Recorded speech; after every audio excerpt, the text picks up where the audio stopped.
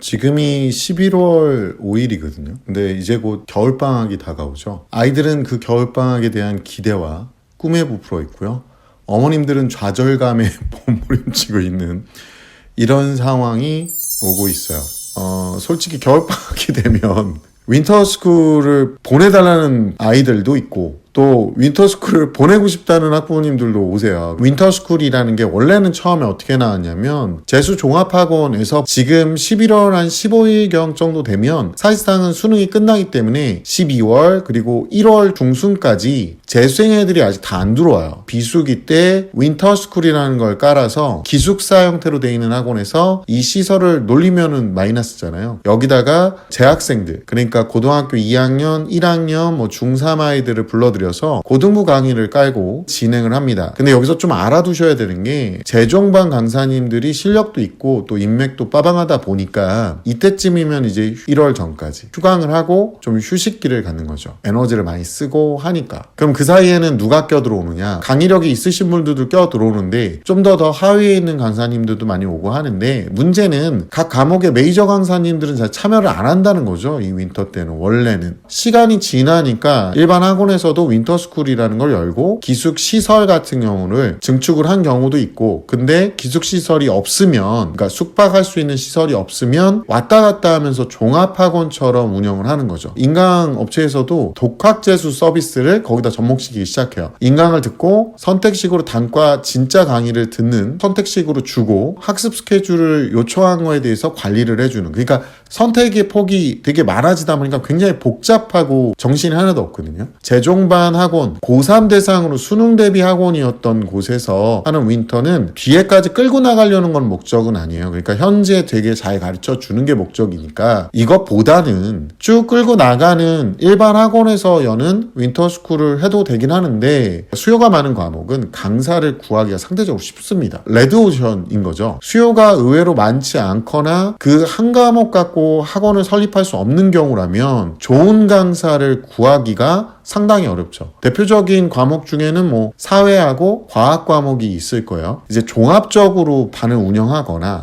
인강을 듣는다는데 저는 솔직히 코로나 때 여기서 4년 동안 진짜 생생하게 봤거든요. 학부모님들의 아우성. 우리 애가 인강으로 될 줄 알았는데 저학년까지는 되던 애가 중학교 2, 3학년 그리고 고1 넘어가면서 인강 틀고 딴짓거리 하고 있는 걸 보고 계셨을 거예요. 개인적으로 아주 예전에 전자교과서 사업을 통해서 영상 수업에 대한 비전을 본 적이 있는데 그때 우리도 연구를 많이 했거든요. 10수년 전이나 지금이나 제가 봤을 때는 인간이 의지가 그렇게 강하지 않아요. 의지가 강하신 분은 일부분이고요. 또 의지라고 하는 게 단발적인 기분이다. 평소에 꾸준하게 안 했다가 그렇게 오면요. 결국에는 공부도 체력이거든요. 정신적인 체력이 부족해서 한 2달 정도 안에 포기하는 게 막 늘어나요. 무너지고. 이런 의지적인 걸로는 힘드니까 저는 개인적으로는 진짜 극상위권 친구가 아니라면 인강을 듣는 형태는 별로 추천드리지 않는다. 극상위권 애들은 이미 선행도 많이 됐고 많이 완성이 됐으니까 인강 듣고 문제 풀고 하는 순공 시간을 늘리는 게 목표가 되니까 관독 가도 되거든요. 그러면 근데 굳이 그거를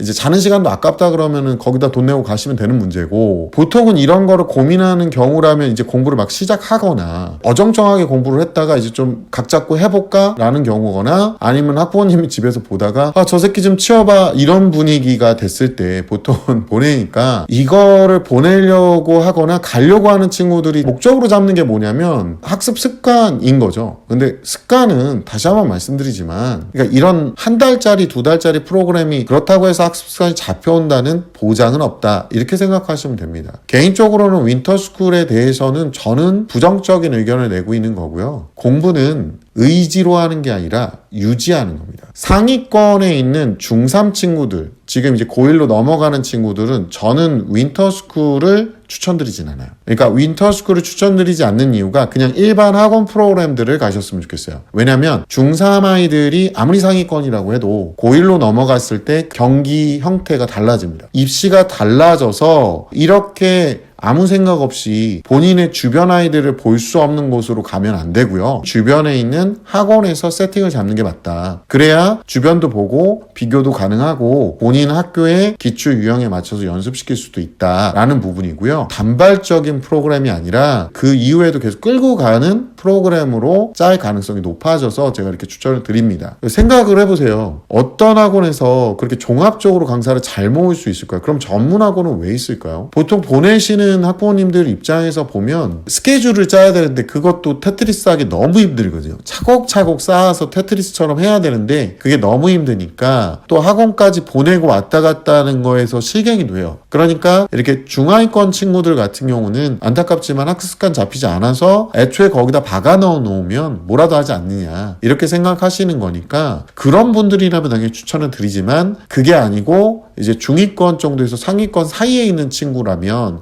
저는 개인적으로 이 시기가 굉장히 중요한 시기니까 주변 친구들도 좀 볼 수 있고 비교도 될 수 있게끔 연습을 시키는 게 맞다. 다음 학년으로 넘어가서 고1 같은 경우는 제가 고1에서 고2 넘어가는데 앞전 애들처럼 또 중요한 시기다라고 얘기를 해야 되는 상황인데 그러면 중3에서 고1 넘어갈 때도 중요하고 고1에서 고2 넘어갈 때도 중요해요. 그게 아니라 고1에서 고2 넘어가는 이 친구들은요 2024년 현재 2학년 과목으로 수능을 봐요. 그리고 중3에서 고1을 넘어가는 친구들은요 현재 기준으로 따지면 고1 과목으로 수능을 봐요. 입시가 달라져서 주요 시기를 나누는 겁니다. 2025년도에 고등학교 2학년이 되는 세대들은요 안타깝지만 윈터스쿨을 보내놓으면 탐구가 굉장히 약해집니다. 보통은 이과 쪽 친구들 같은 경우는 굉장히 추천드리지 않아요. 상위권 친구들도 저는 개인적으로 함부로 가는 건 추천드리지 않아요. 그럼 누굴 추천하느냐? 문과로 가는데 너무 하위권에 있어요. 중하위권에. 그러면 국영수 위주로 많이 하잖아요. 관리를 받으시는 걸 많이 추천을 드립니다. 극상위권 친구들 같은 경우는 이미 2학년 선행이 좀 돼 있긴 하거든요. 이 친구들이 순공 시간을 늘리기 위해서 가는 것까지는 또 이해가 갑니다. 근데 문제는 뭐냐면요. 이렇게 중간에 2달여 정도 갭이 떴다가 다시 일반 학원으로 돌아올 때 스케줄이 맞지 않는 경우가 굉장히 많아요. 이렇게 윈터를 갔다 오게 되면은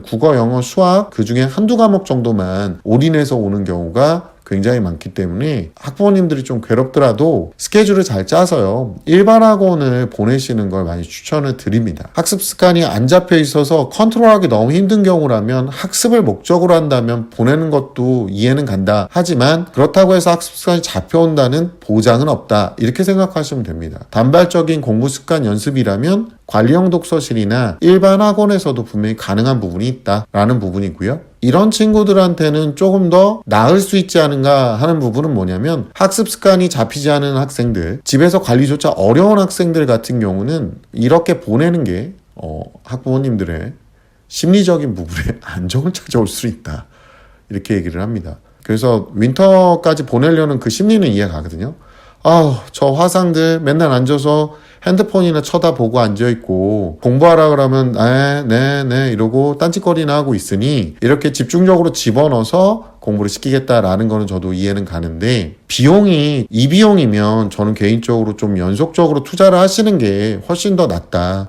저는 개인적으로 윈터를 보내려는 건 너무나 이해는 가요. 아까 말했던 제가 추천해드렸던 분들 같은 경우는 당연히 윈터를 보내는 게 맞겠죠. 아까 제가 말씀드렸던 분들은 윈터를 보내는 게 차라리 정신건강이 굉장히 이로울 거다. 근데 중요한 건 뭐냐면요. 그 프로그램이 너무 단발적일 수도 있는 프로그램은 안 보내시는 게 좋다. 그 학원들이 장기간 동안 이제 아이의 내신을 끝까지 끌고 나가야 되지 않냐 이렇게 보는 거거든요. 제가 지금 여기서 학원을 운영하면서 많이 느끼는 건데 저희 학원도 한위치에서 한 지금 18년 이제 넘어가거든요. 중학교 2학년부터 시작을 해서 더 빠르면 6학년이나 중학교 1학년 애들도 선행을 하려고 들어오긴 하는데 보통은 이제 중학교 2학년부터 어머니들이 필요성을 느껴서 들어와서 고등학교 3학년 졸업할 때까지 다니는 학원 중에 하나거든요. 보통 아이들이 중간기말이 끝날 때마다 순환하는 확률이 10에서 20% 정도예요. 그게 많다면 많고 적다면 적은 건데 그럼 나머지 애들은 어떻게 되느냐? 그 중에 30, 40% 정도 애들이 1년을 넘어서 거의 졸업할 때까지 다녀요. 거의 저를 뭐 삼촌처럼 생각할 정도로 오래 다니는 학원인데, 그러면 애들한테 많이 물어봐 보면 윈터에 대해서는 좀 부정적인 의견들이 꽤 많습니다. 왜냐하면 이제 갔다 오면 또 다시 적응을 또 해야 돼요. 애들 볼 때마다 이렇게 가슴 아프고 답답하고 막 뭔가 고구마 한 10개 먹은 것 같은 답답함을 느끼시겠지만, 이때 좀 스케줄을 잘 짜셔서요, 일반 학원 안에서 국어, 영어, 수학, 그 다음에 과탐까지 해서 준비를 좀 시키는 게 어떤가. 고등부 같은 경우는